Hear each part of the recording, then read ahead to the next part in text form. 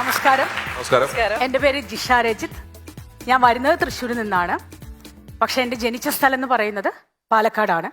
പാലക്കാട് എന്ന് പറയുമ്പോൾ നിങ്ങൾ വിചാരിക്കുന്നുണ്ടാവും പാലക്കാട് കഞ്ചിക്കോട് ബോർഡർ അല്ല, പാലക്കാട് തൃശ്ശൂർ ബോർഡർ അല്ല. എൻ്റെ രൂപവും ഭാവവും ഒക്കെ കണ്ടു കഴിഞ്ഞാൽ നിങ്ങൾ വിചാരിക്കും വേറെ എവിടെ നിന്നോ വരികയാണെന്ന്.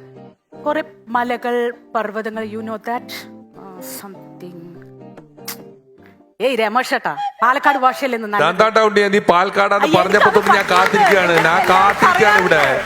പറയണ്ടേ എവിടെയാണ് ഉണ്ണി? പാലക്കാട് എവിടെയാണ്? പാലക്കാട് നെന്മാറ അയിലൂർ പാലമൊക്കെ ചെയ്താ. നെന്മാറ വല്ലങ്കി വേലക്കൊക്കെ എത്ര തവണ കേട്ട വന്നിട്ടുണ്ട് അറിയോ? അവിടെ വല്ലങ്കി വേലക്കൊക്കെ ഭയങ്കര പരിപാടിയാണ്. എന്താ പടക്കമൊക്കെ പൊട്ടിട്ട് അവിടെയൊക്കെ നിക്കാൻ പോലും പറ്റില്ല, അത്ര ബഹളാണ്. കൂടാണ്ട് വന്നിട്ട് പരിപാടി പറയും, നാട്ടുകാര്യം പറയാണ്. എത്ര പേരാണ് ഇവിടെ കേൾക്കാൻ? എപ്പോഴാ തുടങ്ങുക? ഇവരൊക്കെ അവിടെ കേൾക്കാൻ വേണ്ടി ഇരിക്കല്ലേ? പാലക്കാട് നിന്ന് വന്നിട്ട് നമ്മൾക്ക് പാലക്കാടുകാരുടെ അഭിമാനം കാക്കണം അത്രേ. ഇവരൊക്കെ ബിയൊക്കെ പാലയാണ്, പാലക്കാടില്ല. നമുക്ക് പാലയുണ്ട്, കാടുണ്ട്. അതാണ്. അപ്പൊ എന്താന്ന് പറഞ്ഞിട്ടുണ്ടെങ്കിൽ രമേശേട്ടൻ അറിയാം, നമ്മുടെ നാട്ടുകാർ ഏറ്റവും കൂടുതൽ തല വെച്ച് സംസാരിക്കുന്ന ആൾക്കാരാണ്. പാലക്കാട് എന്ത് പറഞ്ഞാലും ഓ എന്ന് പറയും. ഏട്ടാ അവര് ചത്തുവിട്ടോളീൻ, ഓ ഞാൻ കല്യാണത്തിന് പോകാനിട്ടോളീൻ, ഓ ഈ ഓ ഓ ഓ ഓ പറഞ്ഞ് കാന്താരയുടെ ഋഷാവ് ഷെട്ടി ഈ ഓയിനെ പിടിച്ചിട്ടാണ് സിനിമയിലേക്ക് എടുത്തിട്ട് വലിയ ഓയായിട്ട് ഓ എന്നുള്ള സാധനമാക്കിയിട്ടുള്ളത്. മനസ്സിലാവുന്ന. പക്ഷെ ഞങ്ങൾക്കതിൽ വലിയ പരാതിയൊന്നുമില്ല. സംഭവം ഈ പാലക്കാട് ഈ ഓയും കാര്യങ്ങളൊക്കെ ഉണ്ടെങ്കിലും ഞങ്ങൾ കുറെ അന്ധവിശ്വാസങ്ങൾ വിശ്വസിക്കുന്ന ആൾക്കാരാണ്. നിങ്ങൾക്ക് അന്ധവിശ്വാസത്തിൽ വിശ്വാസം ഉണ്ടാ? വിശ്വാസം ഇല്ല. അപ്പൊ എന്നാ വിശ്വസിക്കുന്ന ഒരു കാര്യമാണ്. വിശ്വസിക്കില്ല, അതൊക്കെ നിങ്ങളുടെ സെക്ഷൻ. അപ്പൊ എന്താന്ന് പറഞ്ഞിട്ടുണ്ടെങ്കിൽ ഞങ്ങളുടെ നാട്ടില് ഈ ചാത്തനേറ്, മുത്തപ്പന്റെ കോപം, പിന്നെന്താണ് ഓടിയൻ സിനിമ നിങ്ങളൊക്കെ കണ്ടല്ലോ, അതൊക്കെ ഞങ്ങളുടെ പാലക്കാടാണ്. അപ്പൊ ഈ ചാത്തനേറിനെ കുറിച്ചിട്ടാണ് ഞാൻ നിങ്ങളുടെ അടുത്ത് പറയുന്നത്. ഈ ചാത്തൻ എന്ന് പറയുമ്പോൾ എൻ്റെ വീടിന്റെ ബാക്കിൽ ചാത്തന്റെ പ്രതിഷ്ഠ ഓൾറെഡി ഉണ്ട്. അപ്പൊ ഈ ചാത്തൻ എന്താ ചെയ്യാന്ന് പറഞ്ഞു കഴിഞ്ഞാൽ, ഞങ്ങളെ പോലെയുള്ള സാധാ ആൾക്കാരുടെ അടുത്തൊക്കെ സംസാരിക്കണമെങ്കിൽ അവർ കമ്മ്യൂണിക്കേഷൻ നമുക്ക് തരുന്നത് ഇവിടെ ഉള്ള കുളത്തിലും അതുപോലെ കിണറിലൊക്കെ രാത്രി നേരത്ത് കല്ലെറിയും, ക്ലിങ് ക്ലിങ്. അപ്പൊ ഈ കല്ല് നിന്ന് വീട്ടുകാരായി നമ്മൾ മനസ്സിലാക്കണം എന്തോ ചാത്തന് പറയാണ്ട് കേട്ടാ എന്നുള്ളത് നമ്മൾ അതിൽ നിന്ന് വേണം മനസ്സിലാക്കാൻ.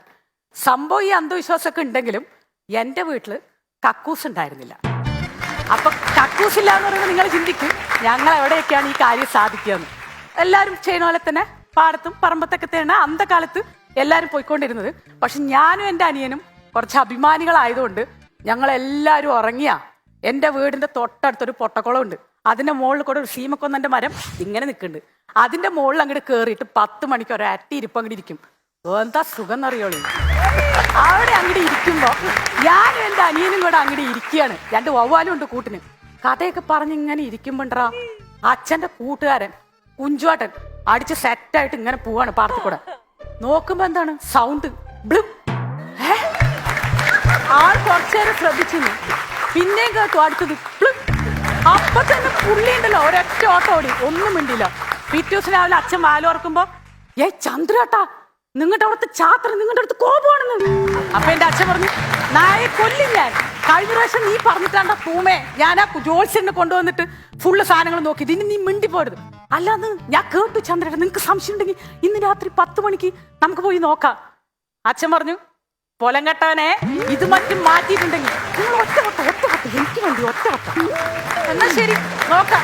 അച്ഛൻ വിചാരിച്ചു എന്തായാലും പുള്ളി ഇത്ര സീരിയസ് ആയി ഒന്ന് പറയല്ലേ, രാത്രി അങ്ങോട്ട് നോക്കാന്ന് വിചാരിച്ചു. ഇതൊന്നും ഞാനും എൻ്റെ അനിയനും അറിയില്ല. രാത്രിയായി. ഈ പൊട്ടക്കുളത്തിന്റെ അടുത്ത് ഒരു വാക്യക്കുണ്ടേ, അതിന്റെ ഉള്ളിൽ പോയിട്ട് 2 പേരും കൂടി ഇങ്ങനെ ഇരിക്കുകയാണ്. ഞാനും എൻ്റെ അനിയനും കൂടെ മരത്തിൽ അങ്ങോട്ട് കയറി. ഞാനാണെങ്കിലോ ഈ ഹോട്ടൽ ഫുഡ് കിട്ടാത്തതുകൊണ്ട് വലിച്ചു വാരിയൊക്കെ തിന്നുകയും ചെയ്തിട്ടുണ്ട്. ഇരുന്നു. കുറച്ച് സമയം കഴിഞ്ഞു. എൻ്റെ അനിയൻ ഫസ്റ്റ് അപ്പൊ എടുത്ത വഴിക്ക് അടുത്ത് നിന്നിട്ട് കുഞ്ചോട്ടം പറഞ്ഞു, കാട്ടാ ചന്ദ്രേട്ടാ കാട്ടാ മുൻകാണ്ടിരിക്കാ, അടുത്ത് പറയുന്നത് നോക്കട്ടെ. തൊട്ടടുത്ത് അനിയൻ വീണ്ടും ശരിയാണ് കുഞ്ചുവോ എന്തോ പറയാണ്ട് ചാത്തന്. കുറച്ചങ്ങോട്ട് കഴിഞ്ഞപ്പോ എന്റെ ഊഴയില്ലേ, ഞാനങ്ങോട്ട് വിട്ടങ്ങോട്ട് കൊടുത്തു. ഒരൊറ്റ ഓട്ടോടി കുഞ്ചുവാട്ടനും ചന്ദ്രേട്ടനും കൂടി പോണ പോക്ക് കണ്ടിട്ടുണ്ടല്ലോ. ചന്ദ്രേട്ട എന്തോ പറ്റിയിട്ടുണ്ടല്ലോ നിങ്ങൾ ചാത്തന്, നാളെ തന്നെ ജോലിസിനെ കൊണ്ട് ആ കുഞ്ചു അങ്ങനെ തന്നെ ചെയ്യാമെന്ന് ഇവരങ്ങോട്ട് ഓടി. കുറച്ചങ്ങോട്ട് കഴിഞ്ഞ് കഴിഞ്ഞപ്പോ ഞാനും എൻ്റെ അനിയനും ഈ കാഴ്ച മേളിന്ന് കണ്ടു. ഞങ്ങൾ അതോടെ തീരുമാനിച്ചു ഇനി ഞങ്ങൾ മരത്തിന്റെ മുകളിലത്തെ പരിപാടി ഇല്ല എന്ന് വിചാരിച്ചു. അങ്ങനെ നമ്മളെല്ലാം എല്ലാവരും ചെയ്യണ പോലെ തന്നെ പാടത്തും പറമ്പത്തും ഒക്കെയായി ഞങ്ങളുടെ കലാപരിപാടികൾ. നിങ്ങളുടെ വീട്ടിൽ ആരെങ്കിലും നിങ്ങൾ വേണ്ട ഏതെങ്കിലും ഒരാള് പാടത്തോ പറമ്പത്തോ പോയി ഇരുന്നിട്ടുണ്ടോ? എന്താ സുഖം എന്നറിയാം, കാറ്റ് വെളിച്ചം ഇരുന്നിട്ടുണ്ട്. അതാണ് ഒരാൾ കിട്ടി കേട്ടാ, നിങ്ങൾ ഞങ്ങളുടെ ആളാണ് കേട്ടോളി. ആ കാറ്റ് ഇതൊക്കെ പോട്ടെ, പുല്ലിന്റെ തലോടല് അതാണ് ഹൈലൈറ്റ്. ഈ സംഭവം കഴിഞ്ഞിട്ട് എന്നെ കെട്ടിച്ചുവിട്ടു. കെട്ടിച്ചുവിട്ടത് 7ാമത്തെ നിലന്റെ മുകളിൽ ഫ്ലാറ്റിക്കേ. നമ്മൾ ഈ പാർക്കും പറമ്പിട്ടിരുന്ന ആൾക്കാർ ഈ ഫ്ലാറ്റ് പറ്റുമോ? ഞാൻ അവിടെ ഇരുന്ന് കഴിഞ്ഞിട്ട് ഫസ്റ്റ് ഡേ പിടിച്ചിരുന്നു, സെക്കൻഡ് ഡേ പിടിച്ചിരുന്നു, 3ാമത്തെ ദിവസം എന്റെ കെട്ടിയും ചോദിച്ചു, നിനക്ക് ബാത്റൂമിലൊന്ന് പോണ്ടേ? ഏട്ടാ ഞാനൊരു കാര്യം പറയുന്നോണ്ട് നിനക്ക് വിഷമം തോന്നരുത്. എന്താ നീ പറ. എനിക്ക് ഈ കാറ്റും പൊളിച്ചും പോട്ടെ, ഈ പുല്ലിന്റെ തലോടലില്ലാണ്ട് എനിക്ക് പോവാൻ പറ്റുള്ള ആള് ഒരക്ഷരം മിണ്ടിയില്ല. പിറ്റേ ദിവസം ഞാൻ ബാത്റൂമിൽ പോയപ്പോ ഞെട്ടിപ്പോയി. ബാത്റൂമിൽ കംപ്ലീറ്റ് മണി പ്ലാന്റ്.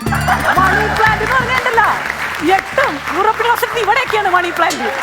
ഞാൻ അത് വെച്ച് അങ്ങോട്ട് ഇപ്പോഴും വീട്ടിൽ മണി പ്ലാന്റ് ഇട്ടിട്ടാ. എല്ലാവരും ആ വഴിക്ക് ബൈൻഡിങ് ഒന്ന് പോയിട്ട് ആസ്വദിച്ചിട്ടൊക്കെ വരാം. ഇതൊക്കെ പോട്ടെ, ഞാൻ ബോംബെക്ക് പോയി. മിയാജി നിങ്ങൾ കേൾക്കണം, ഈ ബോംബെക്ക് ഫ്ലൈറ്റിലാണ് പോണത്. നിങ്ങൾ ആലോചിക്ക്, നിങ്ങൾ എത്ര പേർക്ക് ഫ്ലൈറ്റിൽ കയറുമ്പോൾ പല പല അനുഭവങ്ങളായിരിക്കും. പക്ഷെ എൻ്റെ ജീവിതത്തിൽ ആദ്യമായിട്ടാണ് ഞാൻ ഫ്ലൈറ്റിൽ കയറുന്നത്. നല്ല സ്റ്റൈലായിട്ട് ലെഫ്റ്റ് റൈറ്റ് 2 പേര് ഇരിക്കുന്നുണ്ട്, ഞാൻ സെൻറ്ററിൽ.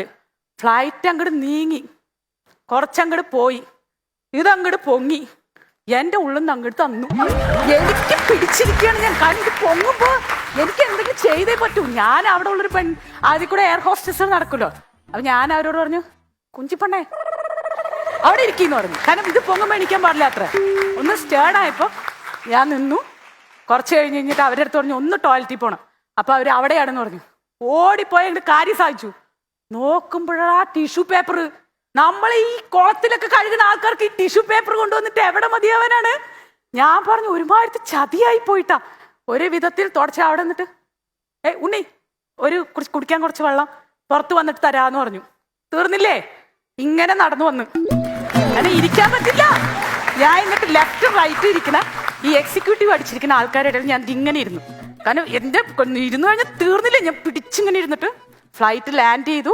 ഞാൻ ചാടി ഇറങ്ങി നേരെ ഒരു വണ്ടി എടുത്ത് എന്റെ കെട്ടുവിന്റെ അടുത്ത് പോയപ്പോ ഇങ്ങനെ നിൽക്കാണ്. ഹായ് ജിഷ, തൊട്ടുപാട് നിൽക്കും. വന്നിട്ട് ഞാൻ കാണിച്ചു തരാട്ടാ പറഞ്ഞു. ഒറ്റ ഓട്ടോടി ബാത്റൂമിലേക്ക് എല്ലാം ഊരി കളഞ്ഞ് ഓടി വന്ന് കെട്ടിപ്പിടിച്ചിട്ട് ഞാൻ അവൻ്റെ അടുത്ത് പറഞ്ഞു, എന്നാലും എൻ്റെ സ്വത്തുമണിയെ ഇത്രയും ടിക്കറ്റൊക്കെ കൊടുത്തിട്ട് ഫ്ലൈറ്റ് ബുക്ക് ചെയ്യുമ്പോൾ വെള്ളം ഉള്ളത് നോക്കി ബുക്ക് ചെയ്യണ്ട മകനേന്ന് ചോദിച്ചു. അപ്പൊ അവൻ പറഞ്ഞു ഒന്നും പറയാതെ എന്നെ നോക്കി ചിരിച്ചു. എൻ്റെ ഈ യാത്ര അവസാനിക്കാണ്. ഇത്താ ഇവിടെ ബാത്റൂമിൽ മണി പ്ലാന്റ് ആണെന്ന് നമുക്ക് നോക്കിയിട്ട് വരാം. വരി.